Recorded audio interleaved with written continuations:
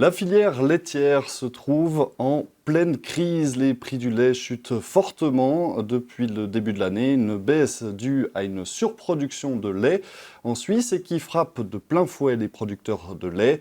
Alors comment en est-on arrivé là et surtout comment les producteurs de lait peuvent-ils s'en sortir?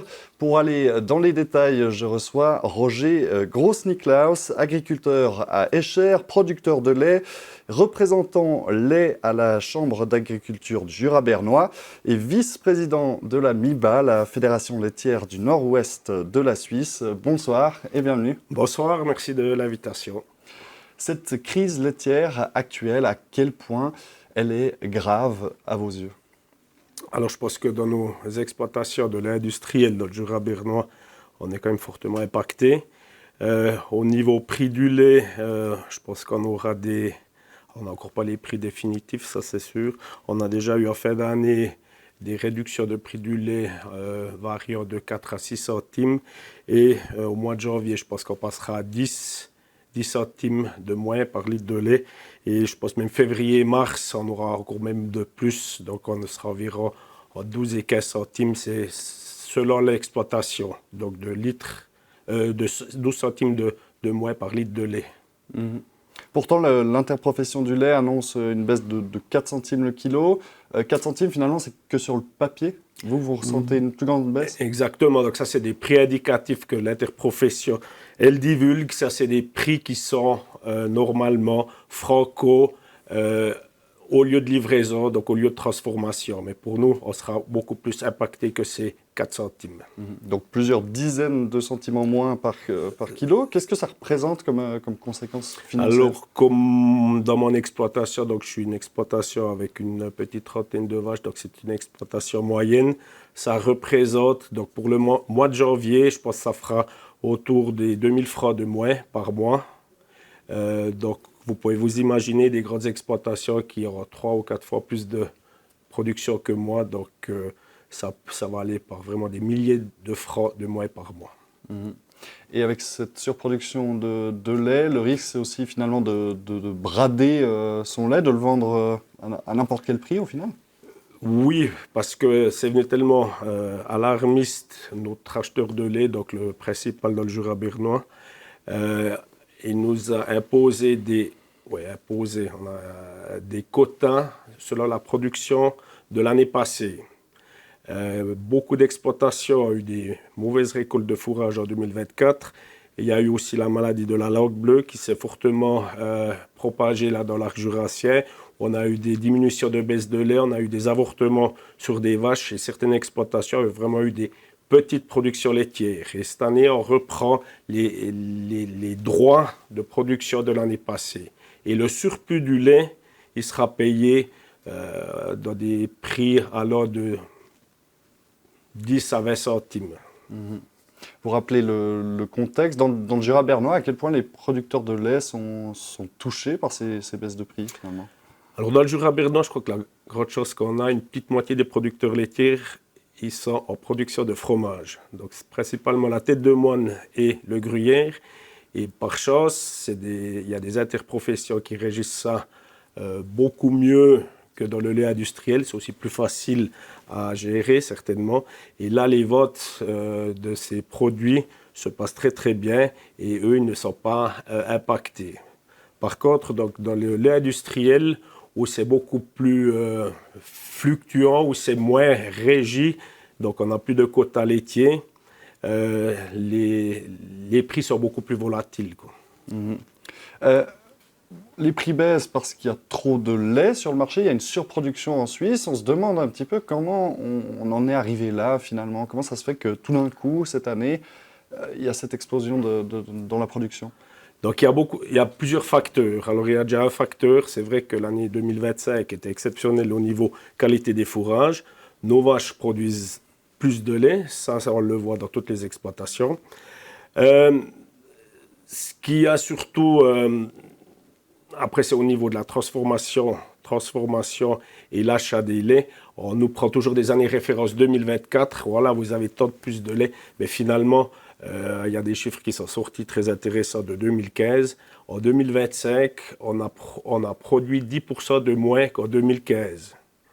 Donc, des fois, je me dis, ouais, où est le problème? La population augmente en Suisse. On a presque 1 million d'habitants supplémentaires en Suisse.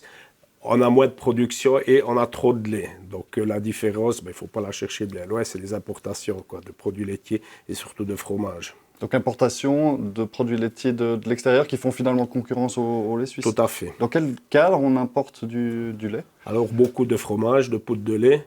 Il fut même un temps de beurre. Et surtout donc des produits finis fromage, quoi. Si on regarde un peu le futur, l'idée c'est de retourner à un niveau de production normal, de s'en sortir. Par quoi ça passe? C'est quoi les solutions sur la table aujourd'hui? Alors, chaque exploitation doit un petit peu malheureusement se débrouiller. Alors, je pense qu'il y en a beaucoup, ils ont réduit leur livraison de lait en engraissant des veaux sur leurs exploitations. D'autres ont abattu des vaches, donc ça il faut aussi le dire. C'était déjà des vaches qui étaient destinées à l'abattoir, mais ils les ont éliminées plus rapidement. Vous avez dû faire ça vous-même? J'ai dû faire ça, oui. Donc j'ai dû faire ça.